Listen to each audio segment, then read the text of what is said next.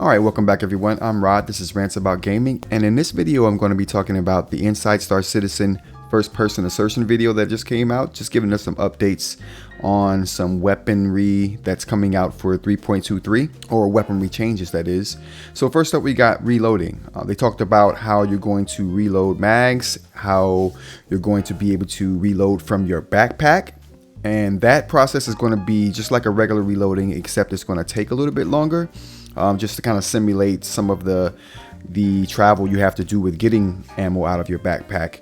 But they say they're doing this to keep the flow of the combat going, and I totally agree. I'm on board with that 100%. Like, first of all, why do we even need to reload in the future anyway? But secondly, it just makes sense. It's just another way to get you out of the UI and into the action. I think that's great.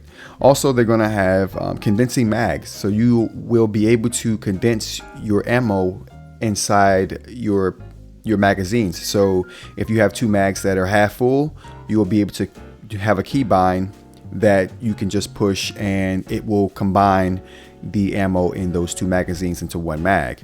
Or you can combine all your partial magazines into one mag. I think that's very cool too. Another way to just keep you in the action. I love it. This whole process is going to take a little bit of time to do, but like I said, it's risk and reward, right? Like, you take the risk of having to take more time doing this, and the reward is you get to kind of stay in the action. So another thing they talked about is the new current ammo and combined ammo counter. So there's a new counter that's going to keep track of the ammo that you have in your magazines. And this new one is going to have two sections. One counter is going to be your current ammo count that's in your current magazine. Next to that is going to be another counter that's going to be keeping track of your combined ammo throughout all of your magazines, whether those are the ones in your current mag or the ones in your pack or the ones on your person. So that's going to be cool. I think like all of these changes right here are just ways to keep you in the game and in the action, and I think that's great. They also talked about recoil, a dynamic set of recoils for different weapons, just adding some realism to the game. More realism is always good for me. Speaking of realism, they talked about lasers having recoil and how people were giving some pushback on, why would lasers have recoil? Lasers wouldn't have recoil.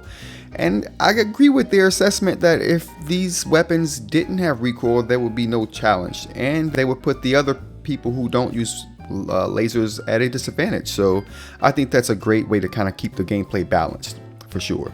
All right, next up we got procedural bullet spray, where supposedly it creates a more natural spread of bullets. Sniper rifles and pistols are going to have procedural recoil in 3.23. I think they're going to complete all of the weapons by the time the next update comes. So through the course of 3.23, they're going to have all of the weapons done. We're going to have new iron sights that are going to sit higher on the weapon for better visibility. More realistic scope UI. I love it. Like, where you can actually see like the reflection of the glass. You can kind of see the warping of the lens, where it's kind of like focusing. It's very cool. I do like the new UI. Anything that takes the realism up a notch, I'm all for it. And with the better shading and added reflections, that's what they're going for. Next up, we got dynamic crosshairs. It's going to be enabled with the combat visor, and I think the combat visor only. This is going to be a dynamically moving crosshair that's going to change depending on distance, what's in front of you, what you're actually doing as far as looking around a corner. It's going to be independent of where your barrel's actually aiming, which I'm not sure if that's going to be good or bad, but I'm definitely looking forward to it. Alright, I think that's it for all the new information. They did mention next week they're going to talk about the new character customization. I'm skeptical of this, judging from their past iterations. Alright, that's going to be it for me. Make sure you like and subscribe if you want to see more, and I'll see you next time. Take care.